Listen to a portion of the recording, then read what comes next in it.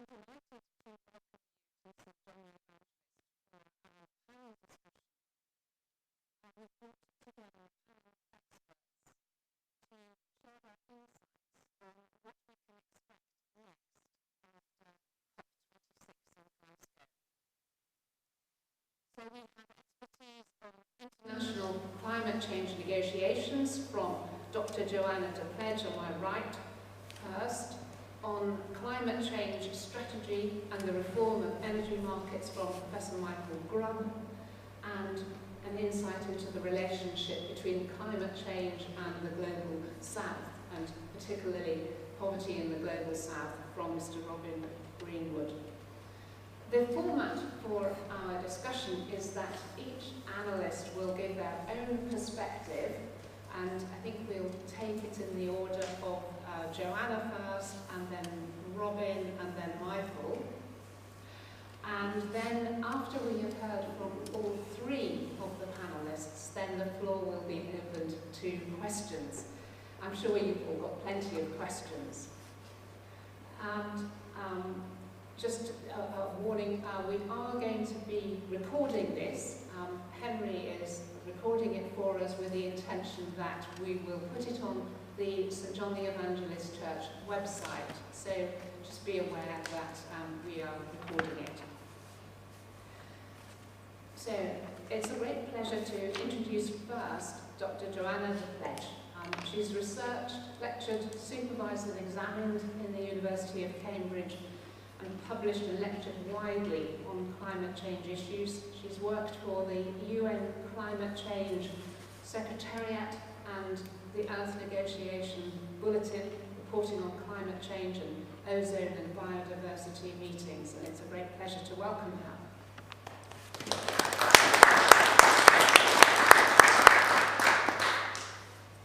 Thank you very much, Kerry. Is that working? Can you all hear me? Yeah? Okay, so it's a great pleasure to be back here this evening, and thank you very much for inviting me to come back and talk about the outcomes of COP26. I was here about 3 months ago talking about prospects, so it's quite fun to be held to account, in a way, for the predictions and projections that I made. So the first thing that I can say is that in some ways I was very wrong. So the outcome of Glasgow certainly exceeded my expectations. My expectations were quite low, to be honest, but certainly COP26 was a much more convivial and constructive conference than I was expecting, especially given the circumstances of the COVID pandemic and also the geopolitical tensions, especially between China and the US and also the UK. Does this need any help from you, Kerry? Sorry. Yeah, so I mean, the conference passed off smoothly in a constructive spirit, so certainly my worst nightmares of a major health emergency or a collapse in the negotiations or some kind of major diplomatic incident, they certainly didn't come to pass. So that's certainly a good thing. But in my talk, something I promised you for COP26 was high drama, and that certainly did come to pass. I'm not sure if you were following the negotiations on the news, but there was a lot of theatrics, a lot of drama in the negotiations, and this is typical of the climate change negotiations over time. I actually have some wonderful photos to show you, some snapshots of the drama, and as soon as Kerry sorts out the MacBook Air, I'll be able to show them to you.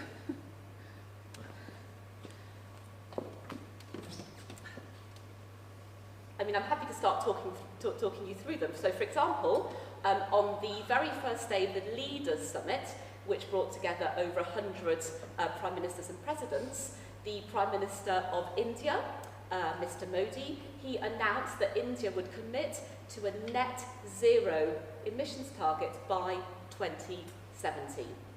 And he did this with a lot of theatrics, with a real dramatic flourish. And I can assure you that India announcing a net zero target, even for 2070, is a very big deal. India still has millions of people that it needs to bring out of poverty, and basically what India was saying was that it would try and do this while also bringing its emissions down. So that was quite a surprise that India said this. Mr. Modi certainly surprised both the... There he is up there. Where's he gone? Where's the cursor? Yeah, I'm trying to move the cursor. Sorry, this isn't my computer. Well, anyway, you can see him there. You can, top right.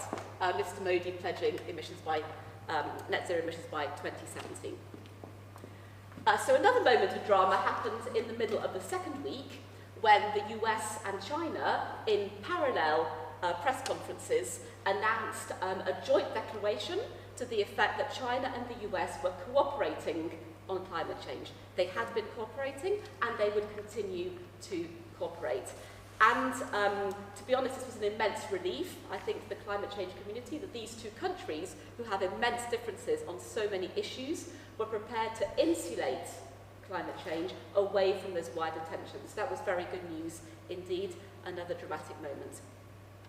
And then towards the end of the conference, things really started to heat up. So these photos are taken from the last day, and you can see here the delegates. What they're doing is they're showing photos of their grandchildren on their smartphones to the media and to all the other delegates to try and remind the negotiators of their duty to future generations. And this is, you might recognise him, Frans Timmermans, Deputy President of the EU Commission.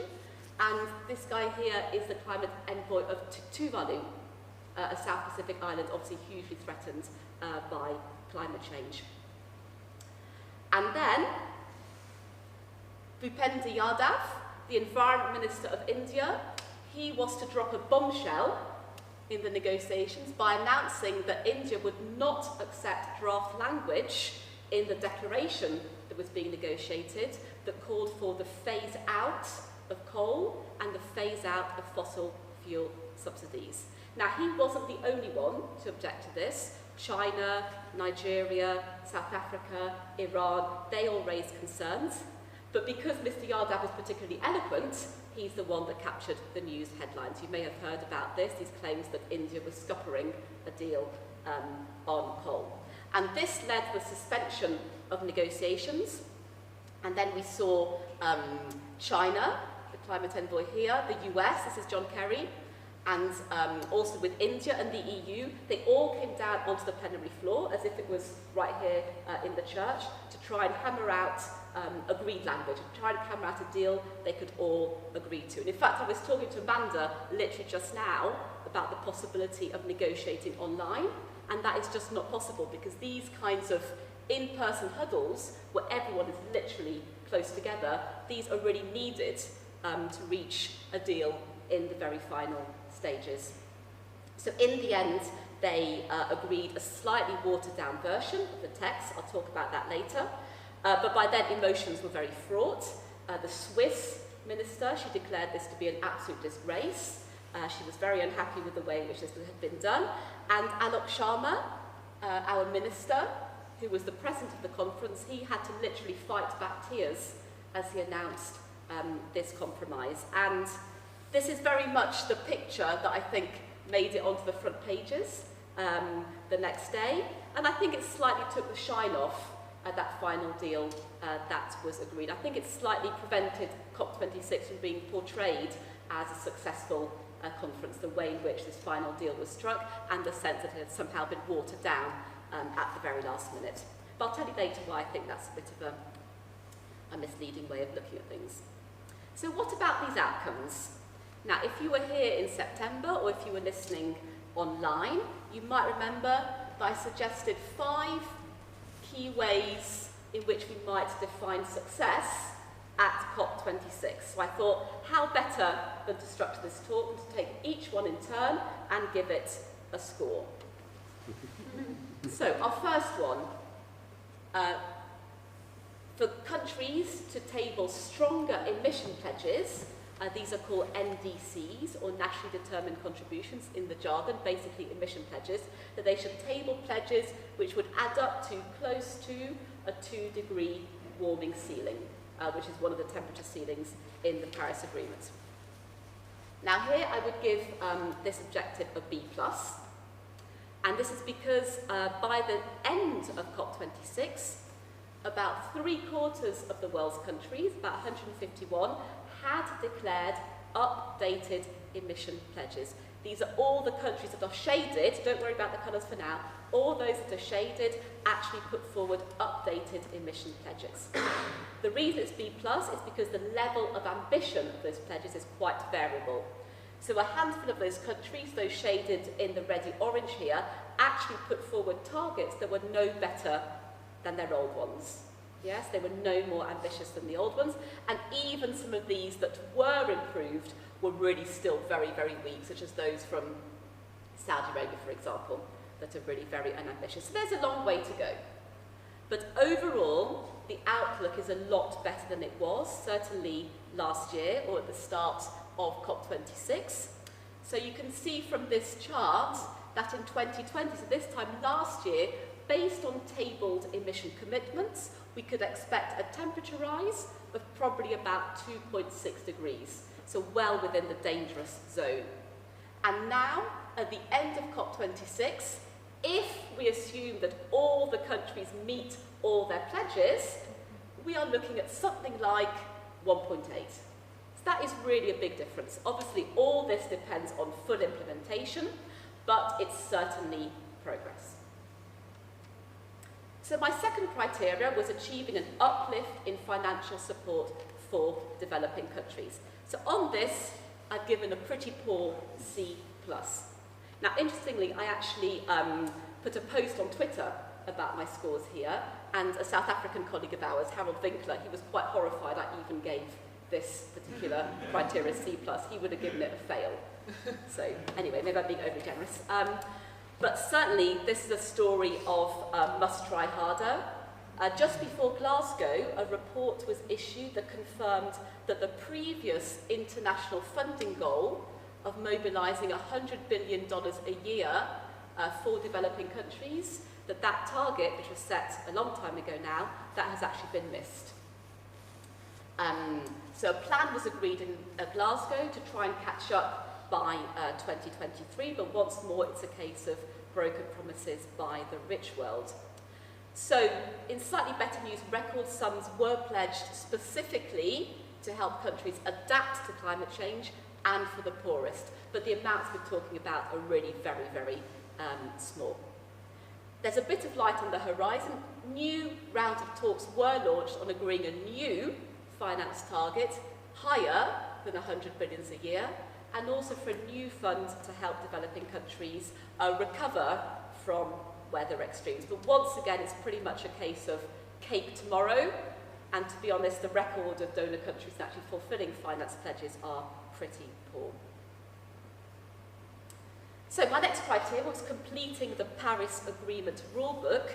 What I mean by that are negotiations to finalise the technical rules to implement the Paris Agreement that was adopted in 2015. This is quite technical. It relates to reporting guidelines for emissions data and also on establishing a functioning emissions trading market. So these issues have been delayed for years with lots of political wrangling, but actually both of these issues and more were finally put to bed. So this gets an A star, and it was a real moment of triumph. And in fact, you can see here, this is a photo of the negotiators of the Paris Agreement rulebook looking really, really happy on the last day. So this is, people feel, the negotiators themselves feel very emotional about this. They're all very, very invested, and they really want to, for the negotiations to reach success. So fourthly, Climate Club announcements. Now, I explained in September that the UK was working hard to try to put together some side declarations, so outside the formal negotiations, side declarations for interested countries, front-runner countries to sign up to take the lead in particular sectors. And the idea is that these side declarations could be stronger and more ambitious because you don't need to get absolutely everybody on board. Now here there was a tremendous amount of activity, dozens of side declarations announced, many in a blaze of publicity. And I've given this an A-. So I've listed here some of the headlines of some of the more consequential declarations. I've highlighted a declaration on promoting the transition to zero-emission vehicles up here, also on seeking to end deforestation by 2030, and quite an important one on a global methane pledge. Methane is a very powerful greenhouse gas that doesn't always get the attention it deserves. But I've only given this an A- because there's some quite important caveats. So first of all, not all countries sign these declarations, that's okay, but typically not the most important ones. So for example, the Declaration on Zero Emissions Vehicles wasn't signed by either the US or by Germany. And then neither Australia nor Saudi Arabia signed the global pledge on methane. So that really kind of reduces their impact somewhat. And then secondly, to be meaningful, these declarations, they do need to be followed up. It's not enough just to get someone to sign. You need to have rigorous reporting and monitoring mechanisms to make sure that you expand the number of signatories, and also the countries that have signed up actually do what they said they were going to do. And so far, I'm not aware of the UK government really following these up. It's early days, but I'd really like to see those monitoring mechanisms in place. Now, the final element, my successful outcome, was achieving an ambitious overall political declaration signed by all governments. And certainly this did happen. This was perhaps the most visible achievement of COP26, with a surprisingly strong Glasgow Climate Pact, it's called, agreed by all delegates. And I've given that an A. Now, why did I give it an A?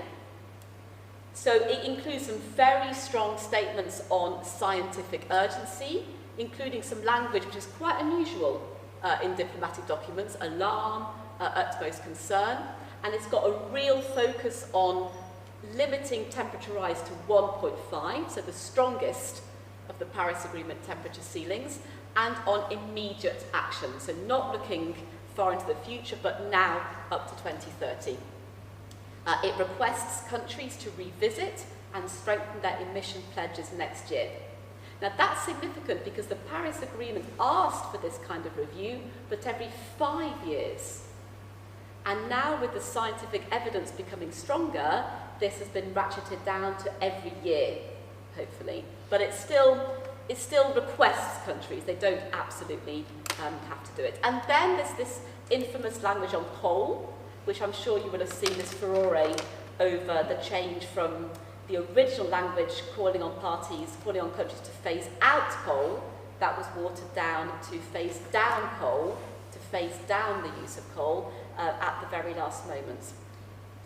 And this change was made at the request of China, of India, and of other large developing countries who very much rely on coal. Personally, I think that fixating on whether the text says phase down or phase out is really a bit of a distraction. What really matters is that coal has been mentioned in a formal decision of the UN climate process, which has never been done before. So that is really quite significant. And the decision also calls for the phase out of fossil fuel subsidies, which again is almost a first. The decision formalises the launch of these new negotiations on finance, which are aimed at boosting support for developing countries, and also establishes a work programme on adaptation. It does lots of other things, yeah, but these are the highlights. So what should we make of all of this? Is it just blah, blah, blah, as Greta Thunberg put it? And I think to some extent she has a point, and she's right to challenge these things. There's still very much more to do. But in my view and experience, the texts, documents and decisions that are agreed at this UN level, including Glasgow, they really do matter. Why do they matter? Because they set the expectations and the incentives that ultimately guide decision-making among powerful economic and political players. And this was brought home to me by this advert. We don't often buy the FT in hard copy, I should say, but we did yesterday. And I found this advert in it. And it's an advert that's clearly been taken out by the Portuguese government, or at least the Portuguese Chamber of Commerce. It says Portugal coal-free. So it's clearly boasting about the fact that Portugal is now no longer relying at all. It now no longer has any more coal-fired power stations. And I really don't think we would have seen this kind of advert in a major newspaper if it weren't for the political signal that is being sent out by such documents as the Glasgow Climate Pact. So what happens next? The COP will next meet in Sharm El Sheikh in Egypt, so at least we'll be guaranteed slightly better weather. By coincidence, 5 of the 6 past COPs have actually been held on European soil, but I think it's really good. The talks are going to move out of that region and be held in a developing country and be held in Africa. I'm sure you'll all bear witness to the fact that when the COP is held in your country, this really does increase public media awareness of the issue of climate change. I'm sure that will happen in Egypt and Africa too. And at that COP, because the new negotiation rounds launched in Glasgow, the key issues will be climate finance for developing countries, adaptation, how to help developing countries recover from climate extremes. And at the same time, the laggard countries, the ones you saw on my map there, Russia, Australia, Saudi Arabia, those whose emission pledges in Glasgow really fell short, they will be under a lot of pressure to up their game and submit revised targets. And it's certainly not the end of the road for us here in the UK. The UK presidency keeps that role right until the start of COP27. So there's still a lot to do for the UK COP presidency to seek to carry on moving the climate process forwards. So that's all I have to say for now. I'm sorry for taking a little bit extra time. That's super. Thank you very much indeed, Gemma. And I'm sure that people will have plenty of questions to ask about COP26 specifically, but I wonder if I can ask you to hold those questions and we'll come back to them later. And if we can now hear from Robin Greenwood. Robin has worked for 20 years with Christian Aid until September of this year, latterly as International Programmes Director. And over his time at Christian Aid, he has been responsible for the humanitarian response and sustainable poverty reduction across 25 countries, and having directed operations in some of the areas that are most affected by climate change, including Africa and Asia and the Middle East and Latin America and the Caribbean. He brings his experience of working with and alongside people in the global south impacted by climate change, and to a campaign to influence the people who go to COP26 and who will be at Sharm El Sheikh. So it's a great pleasure to welcome Robin and to hear what he has to say.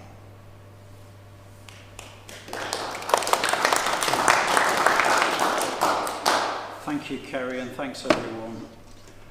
I'll begin by mentioning where I started out from, and then I'll try to give you a glimpse of the human face of climate change, its effects on communities and their fight to adapt, disarmingly to mitigate their own tiny carbon footprints and to campaign for justice. I'll say a little bit about climate justice and how the fight for climate justice goes on post COP26. So, a bit about my origins. I come from Wigan in Lancashire, a town whose relative prosperity in global terms was built on coal and on cotton. Now, this actually never really felt like such a golden inheritance. One ancestor of mine was blinded in the mine and another maimed in the mill. But my community developed on the proceeds of the original sins of British economic and political privilege, namely the Industrial Revolution and colonial empire. I left the industrial north to study, went back there to work in industry, and then left for good to join the cause of humanitarian relief and international development. In my career in international development, and especially in nearly 20 years with Christian Aid, I've come face to face with many communities who are paying a high price for historic carbon-fueled development. Communities who are on the wrong side of global power imbalance. So I'll tell you about a few of the human faces of climate injustice. In southern Ethiopia, I've spent time among pastoralist communities who are affected by the impacts of recurrent droughts, talking with the members of self-help groups, women who have learnt to make a living from the products of drought-resistant plants, men who have sunk boreholes and built dams to harness much reduced rainfall for the benefit of their flocks and herds. At the same time, some of the women are using their savings to buy solar panels so that they can open kiosks where neighbours can charge their phones. It's very humbling to meet people whose carbon footprint is almost nil, striving to mitigate even that, in societies that have done nothing to create the present mess. In the semi-desert of Western Afghanistan, I've visited villages where traditional irrigation methods have been put under severe stress by lack of rainfall. Local organisations have used their ingenuity to help people to cope, using the winds of the dry season to drive pumps that bring up groundwater for the animals, and designing solar-powered ovens to bake bread and roast meat. More examples of people with very little doing something to mitigate climate damage caused by others, while at the same time they struggle to adapt to the changing climate. In Bangladesh, global heating has brought the opposite problem of too much water. In inland areas, progressively rising river levels are causing erosion of agricultural land, dwellings, and transport links, while people who live nearer the coast experience regular ingress of salt water due to rising sea levels.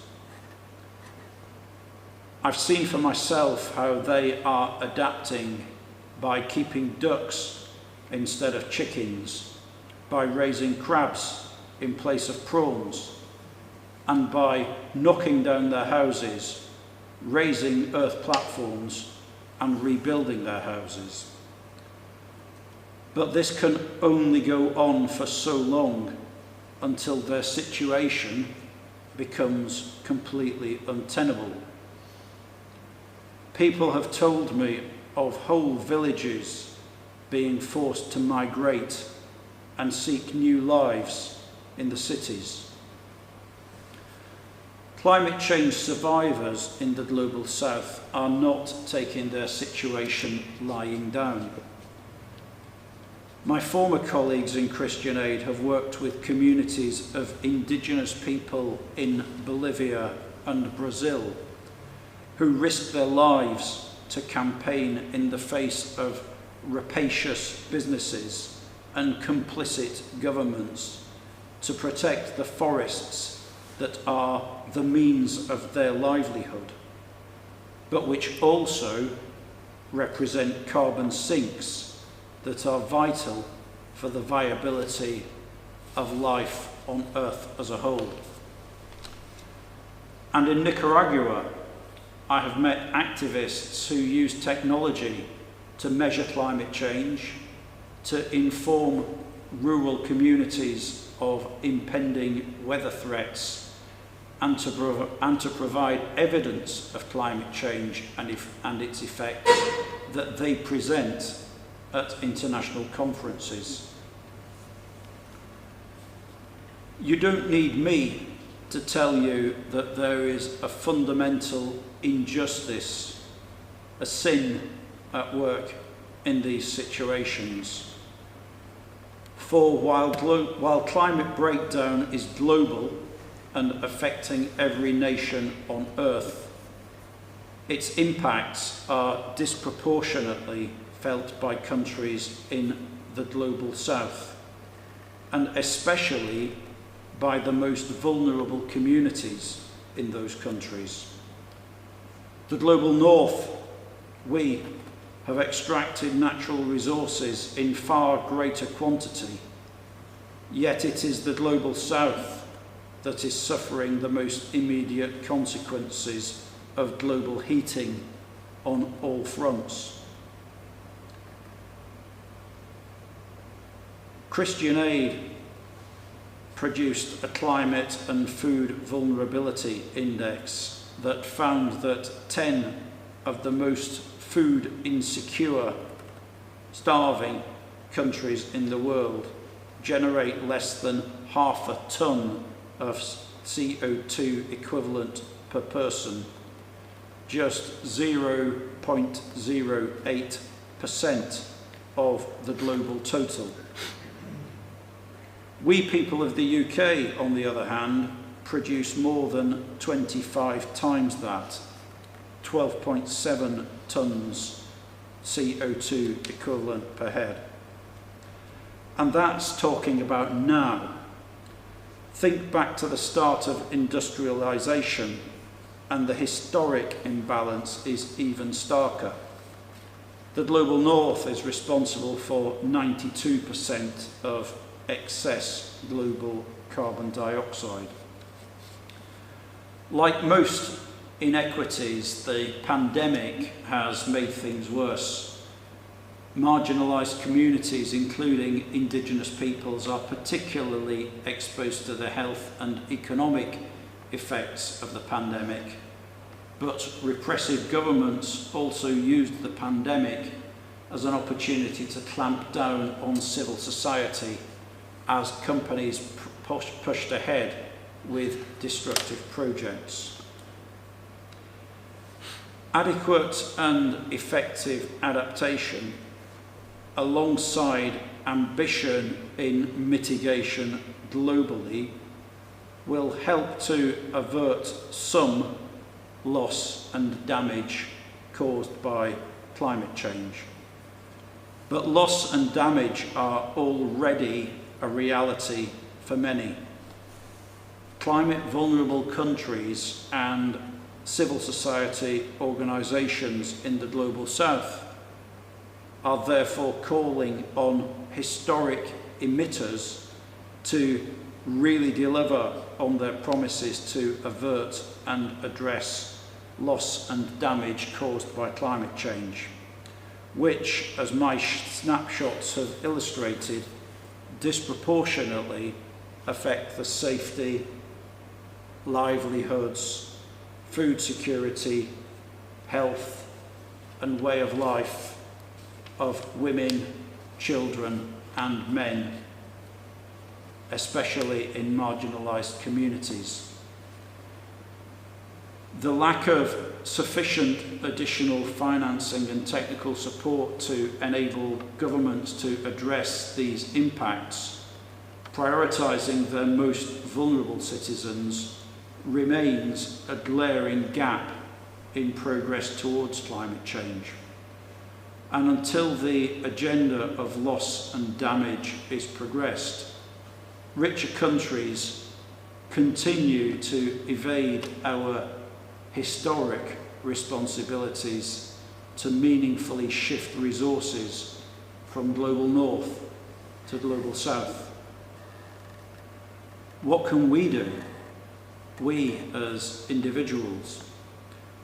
Well, we can use our voices as citizens and our actions as voters to join my old colleagues at Christian Aid and others in the movement for climate justice who are calling on the UK government to ensure that countries come out of COP and work towards the next COP27 to deliver stronger national plans to keep the ambition of 1.5 degrees alive, to secure more ambitious climate finance commitments, to press for finance to address historic climate-related loss and damage, and to lead on drawing the fossil fuel era finally to a close,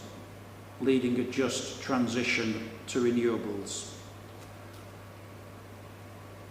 We hear from COP26 of modest gains and of negotiations that in some cases fell short, not through denial or ignorance this time, but through a preoccupation with maintenance of some relative power and wealth compared with other countries.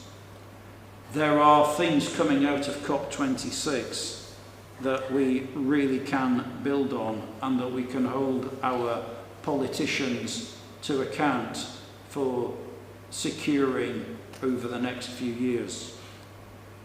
We, as active citizens, must keep up the pressure.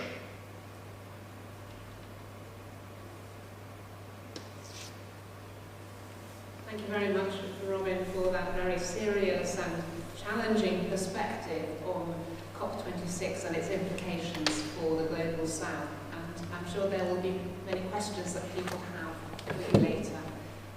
It's a pleasure now to ask Professor Michael Grubb to bring things a little bit closer to home, as Professor Grubb has held senior roles at Ofgem and the Carbon Trust and the UK Climate Change Committee, and as the coordinating lead author on the mitigation report of the Intergovernmental Panel on Climate Change, the IPCC, then he very much has his finger on the pulse of what the UK government and other governments are going to be doing in response to the trends shown in COP26. So over to you, Michael. All right. Thank you very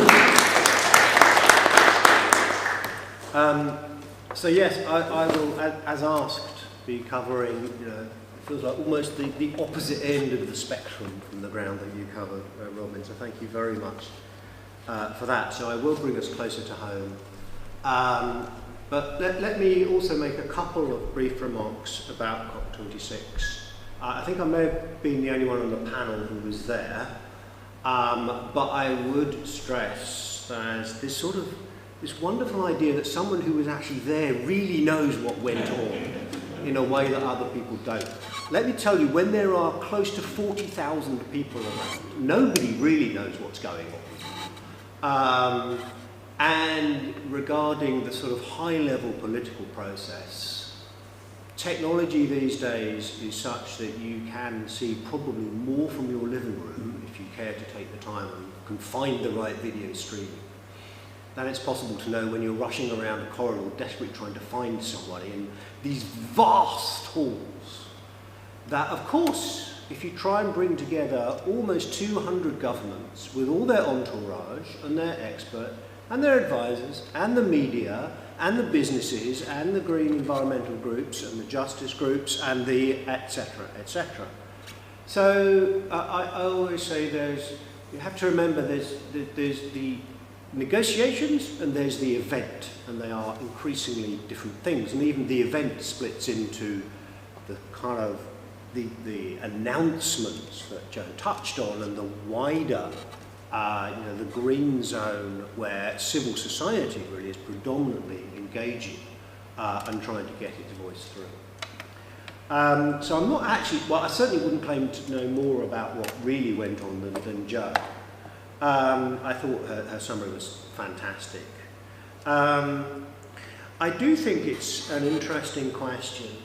Was it a success? I think broadly, obviously depends on your measure and expectations. I did spend some years working at an international relations institute, and I always quip, after that experience, anything that 200 countries agree is a success. But I think it was broadly successful. And it is worth saying that I think the UK had a positive role, and I think it had some serious credibility. And I think it is worth saying that that was important, and its credibility was built up over many years, and it included very active and long-standing involvement from the civil service and the Foreign Office, which had climate change officers in embassies around the world before those countries did. And also the fact that the UK has substantially reduced its emissions and is able to now say its emissions are lower than they were a century ago of CO2. There are caveats around that, of course, exactly how you measure and some of the offshore emissions. But still, it's a pretty headline progress. And the ambition that the current Prime Minister, who frankly couldn't claim that much of a hand in the sort of the longer term credibility, but does, I think, have some credit for having pushed through one of the world's most ambitious NDCs, commitments for 2030 reductions, which I think slightly alarmed some of the civil service. So, it did have a certain amount in the bank. It also managed to lose a certain amount from the bank through a number of other actions during the year, including the cuts to foreign aid and various other things. But the point I really wanted to stress is, okay, great, fine, however, the metrics will now change, and change radically. I think one of the things maybe that people have not become so conscious of is, I think Glasgow will be seen as a point at which the issue is has turned from ambition to delivery.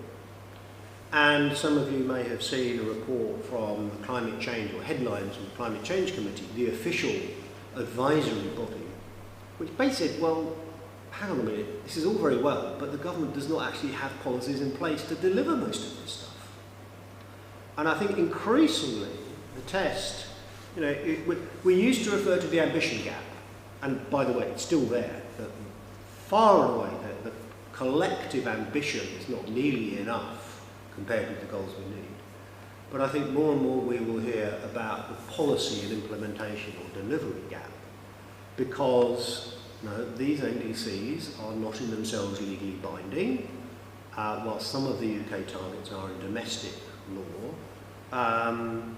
Increasingly urgent messages coming out of the Climate Change Committee and many analysts, including myself, saying, but we don't have the policies in place to deliver this stuff. And that, I think, now needs to become a wider attention, and I think we will hear more about the policy and implementation gap, as opposed to the ambition is not high enough. And in fact, I just skimmed the CCC report, which basically said there's not much point in increasing ambition if all it does is increase a gap between ambition and delivery. So, just a few other things to flag. The government has put out a lot of paper over the last year or so. There was the 10-point plan, and then just in October it released its net zero strategy. The net zero strategy has a fair amount to say, shifting arguably positively from broad goals to rather more specific objectives. There are some pretty big numbers in there in terms of the billions that we'll spend on this and the billions that would get committed to this, and also the billions that it hopes to make out of these things. It sets some more specific objectives to have our electricity zero carbon by 2035. Again, that's a really, actually pretty big ambition. As you say, I work in that area. I'm not going to give you a lecture on electricity market reform, but boy, do we need to reform the electricity system if we're going to deliver that. And you know, there are many things we could say. And the problem is, it's kind of harder for the media, right? I mean, it's not such an interesting headline, sexy story to say, well, actually, what in real terms are you going to do to deliver these things? That is still a lot weaker than it needs to be. It's not zero. We do have, for example, on transport, the commitment to ban petrol-fueled cars, new sales by 2030. You also hear some pushback on it. But I mean, there are other indexes which are worrying. The government took ages to take any step about the development of a new coal mine in Cumbria. Eventually it was forced, in my view, embarrassingly, by the US to backtrack. When a few days after John Kerry visited, they suddenly announced, oh, actually we'll call this mine in for a public inquiry. And there's still a lot of basically non-government commitments around the Cambo oil field in Scotland. I mention that particularly because it's an area where private sector looks more likely to take the lead than the government. Shell yesterday announced that they were withdrawing from that new oil field development. And you know, we've been busily cancelling any finance for any fossil fuel developments in developing countries, but still developing at home. And I thought it was very interesting that Shell took that gap, took that step, even though the analysts said, oh, they'll make a lot of money out of this. And I think it's partly because they are worried about the brand impacts. I think they might be worried about some of their employee impacts. But I think also fundamentally they've said they want to be a company that, you know, takes on the energy transition to net zero.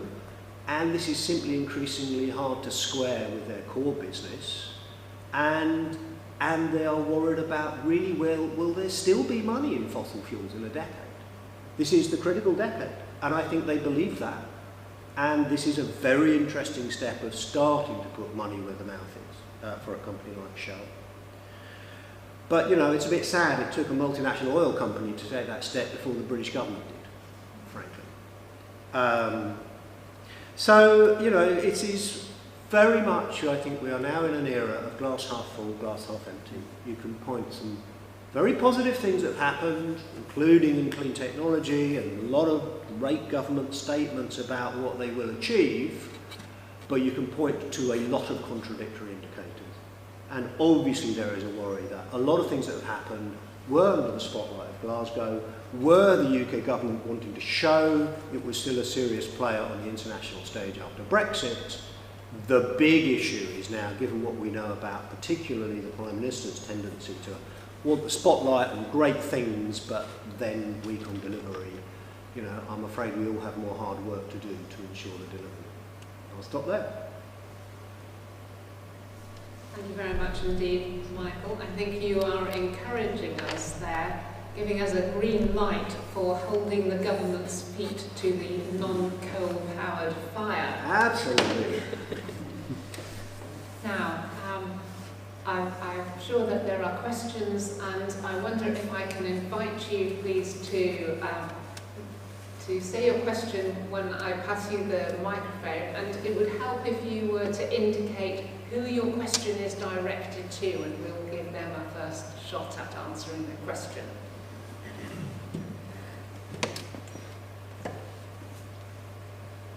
Who would like to ask a question?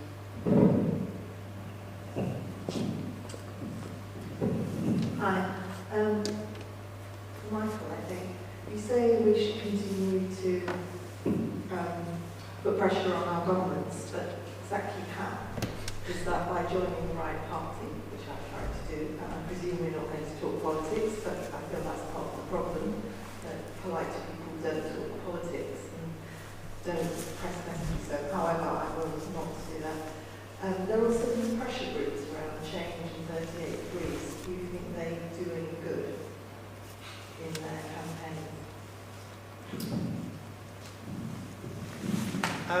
Well, actually, on the first one, let me maybe make a surprising and provocative and not serious comment, really. But since you said we don't talk politics, I will for just a second.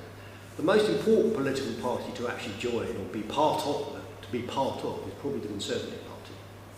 The reason is one of the things that has sustained UK progress to date is that this has not been a partisan or political issue. There has been broadly a cross-party consensus.